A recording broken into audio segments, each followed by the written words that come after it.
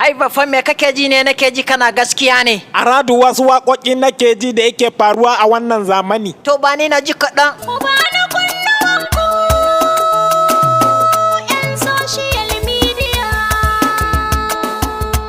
Labarai na ƙarya mai yasa za mu yada. Jita-jita a social media an kasa baye zance na ƙarya. Kai wannan yaro da basira yake ga tunani ga hazaƙa wajen rera waƙoƙi masu daɗin gaske. Tabbas haka yake ilmantarwa, faɗakarwa, wa'azantarwa, kai har da abin tausayi.